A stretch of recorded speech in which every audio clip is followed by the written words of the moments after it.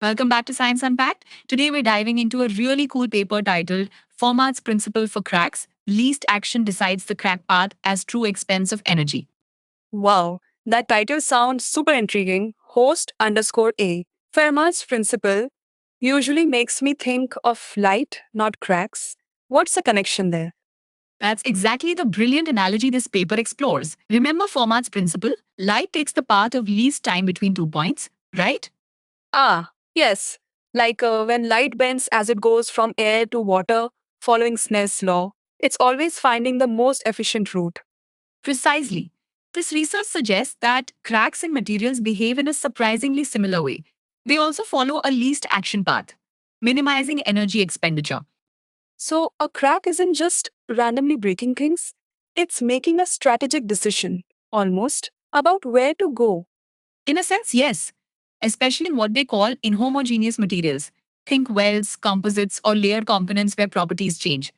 That makes sense. Like, if a crack hits a tougher part, it might try to go around it, right? Exactly.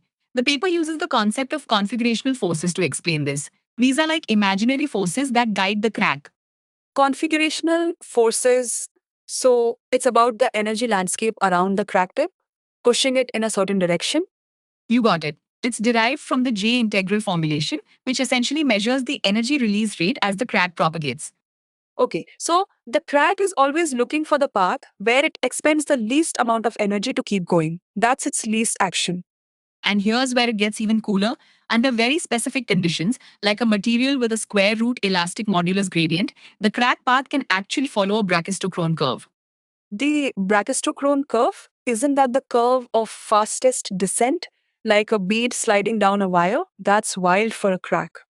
It is. It's a cycloid shape. This shows how deep the analogy with classical physics goes, minimizing travel time or action. So, how did they figure this out? Did they just watch cracks with a microscope?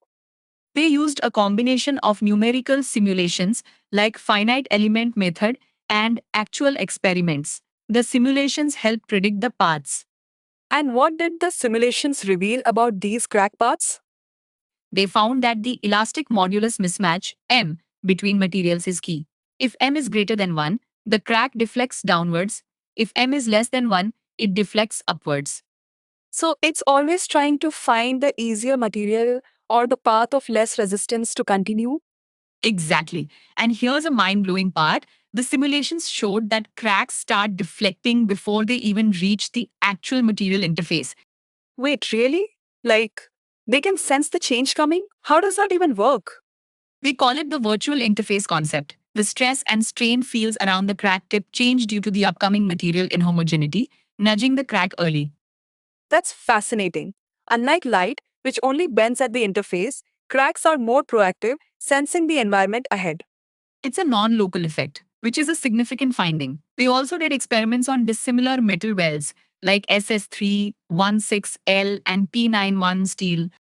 And did the real world cracks also show this pre interface deflection? They did. The cracks deflected slightly even before fully entering the P91 base metal, confirming the simulation results. That's incredible validation. What about the layered wood experiments? In wood, under low strain, a new crack initiated, taking a straight path. But under high strain, the original crack followed the predefined incline path, showing less resistance. So, the crack's path depends on the conditions, but it's always trying to minimize energy. This really unifies crack propagation with fundamental physics principles. Absolutely. It provides a unified framework linking crack deflection, Snell's law, and brachistochrone principles. It's all about least action. This is huge for designing more fracture resistant materials, isn't it? Understanding how cracks choose their path can help us guide them away from critical areas.